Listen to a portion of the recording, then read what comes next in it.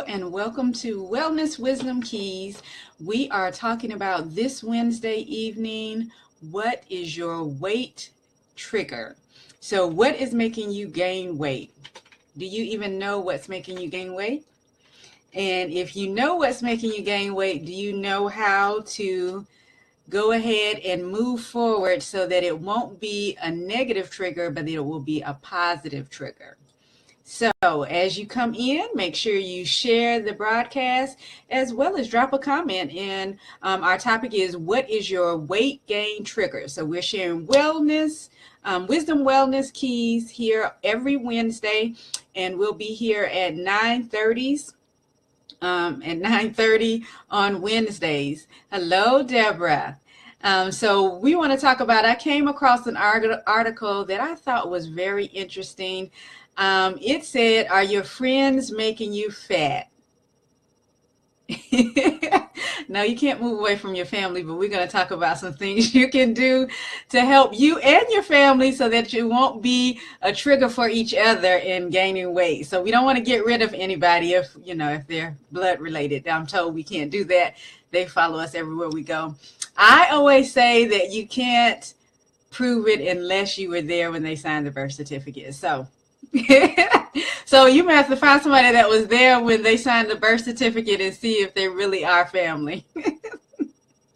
So Deborah's acting up already, but welcome to everyone that's joining us for the Wellness Wisdom Keys. We're going to give you some keys on weight gain triggers. So as you come in, make sure you drop a comment and share the broadcast so that others can learn how to not gain weight. We're not going to use the F word because that's what they used in the article I came across. And I thought that was very interesting because it amazes me, and I'm going to try not to get ahead of myself, but it amazes me how I've come across that before. And a lot of times I do have clients that think that the people that they're associating with have made them gain weight. And really what happens is, as your habits change gradually, you gradually gain weight. So if you are getting negative, just like we say genetics, when really genetics are the habits that our family has. So if our family has habits where they're eating things that maybe it didn't make our grandparents, our great-grandparents gain weight, but it is making us gain weight. So we need to reevaluate the habits that we've been passed down from generation to generation.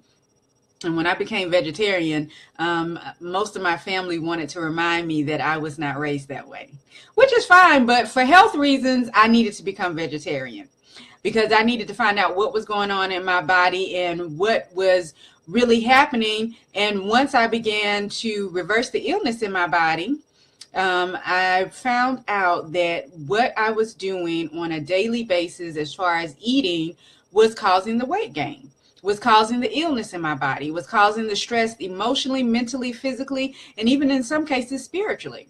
So if there are people that are in your circle that every time you all get together you have to eat, then what you're going to need to do is you're going to need to change that habit.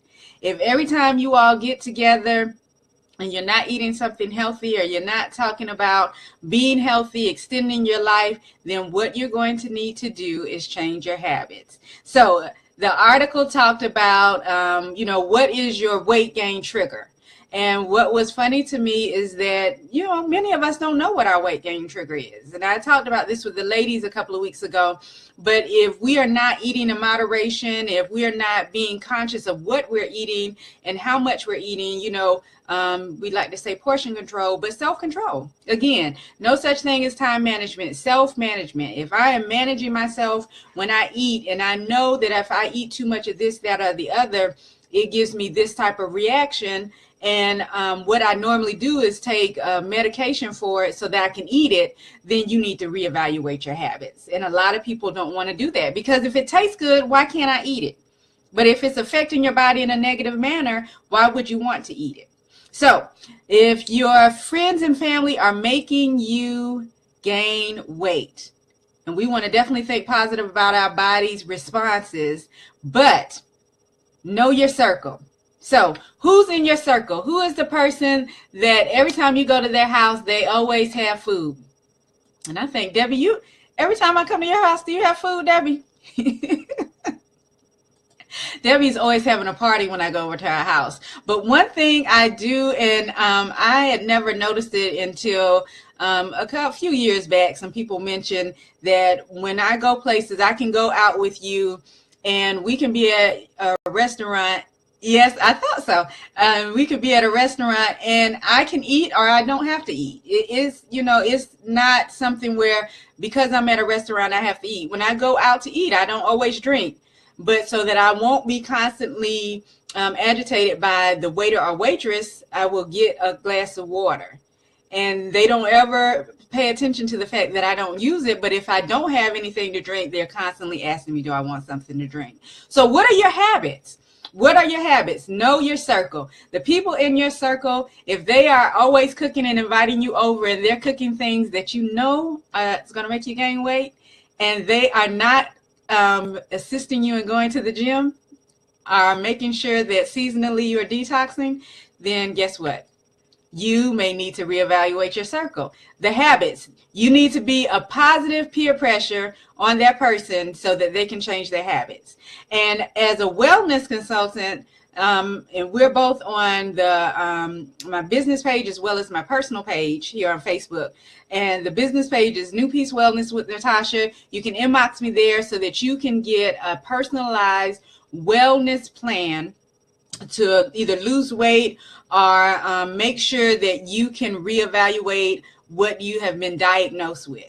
Because as I mentioned before, you need to reevaluate your family.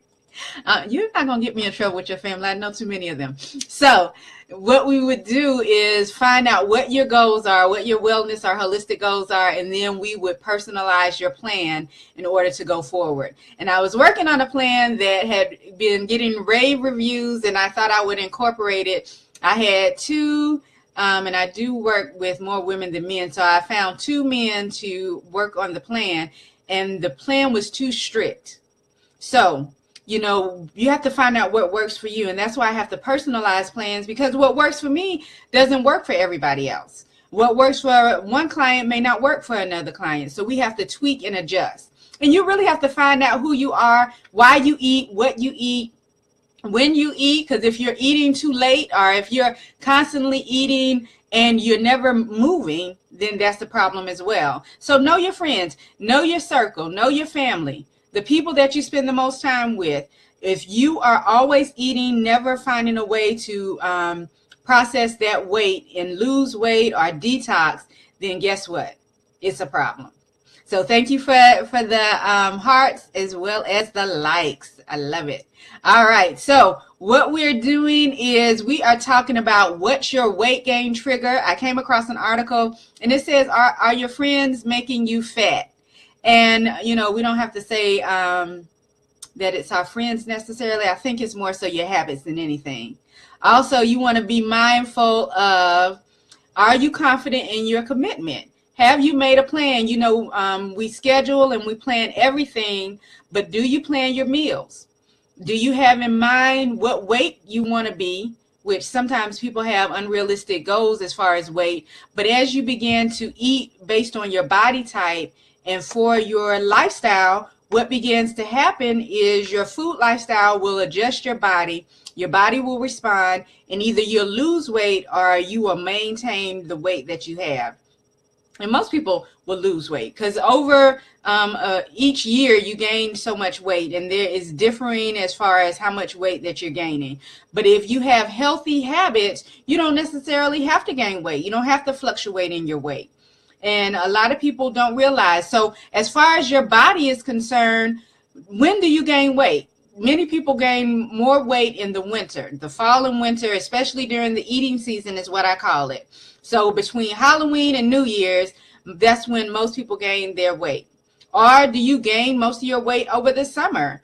If you are someone that works throughout the year and maybe the summer you have an extended vacation, and you're home constantly and you're eating constantly and you're not exercising, then that's a bad habit to have. So make sure what you're doing is a plan, a structure. You know what works for you and you are working that. So be confident in the commitments that you've made to yourself. And find someone that's going to hold you accountable. An accountability partner is always wonderful. It definitely helps me with anything that I'm trying to do, especially a large goal. I always try to find an accountability partner. But what happens is you have to find an accountability partner that is accountable.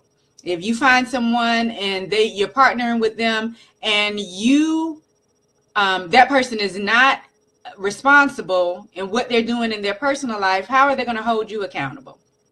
So an accountability partner would be something great. So the accountability partner is someone that's going to motivate you to do the right thing and make sure that they are someone that's doing the right thing. So sometimes we get accountability partners. It may be our best friend, someone we are constantly with all the time, but are they responsible? All right. Number 3, instead of thinking negatively about those that you're around that you may be thinking that have caused you to gain weight, what you want to do is make sure that you have some healthy alternatives. As you learn information, are you sharing that information? As you share that information, you retain it better. So as you share it, as you retain it, as you apply it, then it makes you want to do more of what you've learned. So make sure you are open to learning. Once you learn, apply what you've learned, and then definitely move forward in what you have learned on a daily basis. Hello, Brenda. Hello, Nick. If you all would share the broadcast as you come in and drop in a comment, what do you think are some of your weight gain triggers? And if you know what those triggers are, what are you doing to assist in changing those things and losing weight? Okay? Or don't lose the weight. You're reducing your weight so that you won't gain it back. All right, so make sure that you are providing healthy opportunities and alternatives. So the things that you've learned here over the past couple of Wednesdays, are you applying those things? Are you sharing those things with people that you know? And if you are not ready to lose weight, you may not be as readily accepting or as readily willing to share that information. So definitely go ahead and share what you learn, and you may find an accountability partner if you don't have one, because it may be someone that says, well, I'm doing that too, so let's do it together. So you never know what you'll find out. So as you come in, if you have some things that you know are your weight gain triggers, go ahead and drop those things in, and you may get a tip on how to assist you in making sure that you can transform your food lifestyle and reduce your weight. Also, stop comparing your plate. So I noticed, and I stopped going to buffets a long time ago, but when I was going to buffets, I noticed that what was going on was people that are in buffets always overpower their plate. But that's the time when you don't really need to overpower your plate. But I guess the fact of having to go back and forth, most people don't want you to know how many plates they've had.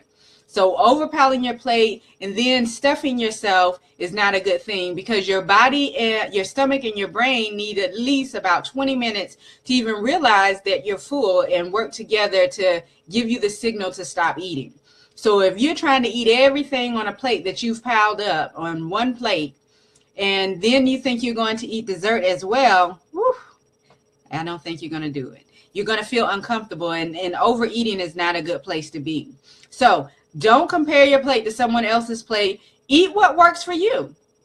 Eat what works for you and what makes you feel good. When we eat food, it should give us life. If it's not giving us life after we eat it, then we definitely need to reevaluate and readjust. Make sure that if it's something that you're eating, and some examples, if it's giving you heartburn, if it's giving you gas, if it's giving you indigestion, if it's giving you a headache, then you need to find out what particular food that is. Maybe it just may be the way it was prepared or where you ate it. But if you're cooking it yourself and you know what you put in it, and every time you eat it, you feel bad afterwards, then guess what? You may need to eliminate that food from your food lifestyle. So I'm Natasha, L. Brown here on Facebook, and I am your wellness informant. We also are live on my business page, NewPeace Wellness with Natasha. You can inbox me in either place so that you can get some wellness tips as well as coaching. And if you have questions, even if it's not on this topic, go ahead and drop that information in. We have our colon cleanse on special, as well as some other products at whathappenedtoyourlastmeal.com. whathappenedtoyourlastmeal.com, and you can go there, and if you don't want to inbox me on Facebook, you can email me there or go to the contact us section, as well as sign up for the email list. Also, we have one of my last tips: stick to your goals. All right, so I mentioned before that a lot of times I can go out to eat with other people and I don't necessarily have to eat because they're eating. And I do that because I know how I will feel afterwards, and I don't like to feel bad, so I make sure that I'm conscious about what I'm eating, when I'm eating, and where I'm eating.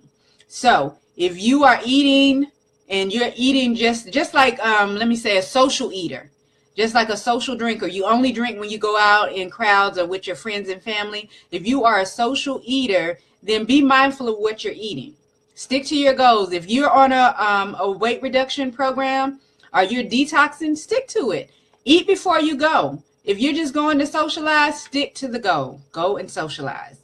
And again, be the leader. That goes back to making sure that you are committed to what you have set as far as your goals are. So be the leader. If everyone in your social circle has gained a few pounds over the past couple of years and everybody keeps talking about losing weight, be the leader. Find out what you all can do as a group in order to start losing weight. If you want one tip, one thing that can get you started, hydration. And I always mention water. If you can get started with the water, at least half your weight in ounces, and work your way up to a gallon, you would see a great difference in your body. If you are not having regular bowel movements, that's another thing that lets you know hydration is what you need to be doing. So if you just need to get started, you can get started tonight. Get started today if you're watching in the replay. Whenever you're watching this, you can start now. Drink you a glass of water and watch how much better you will feel. You'll feel amazing. And just imagine if you continue to add glasses of water to that one glass of water. Continue to do that, and you will be able to see a big difference in your weight, in your body, in your sleep. Just overall, holistically, you'll see a big difference in what you are doing. So if you have your weight gain triggers, you want to drop them in, or if you have a question, make sure you drop that in the comments as well. And no matter when you are watching this, I want you to keep in mind that I love you, and self-love is your superpower. I'm Natasha L. Brown, your wellness informant, here with your wellness wisdom keys. Each Wednesday, we'll be here at 9:30. Have a great week.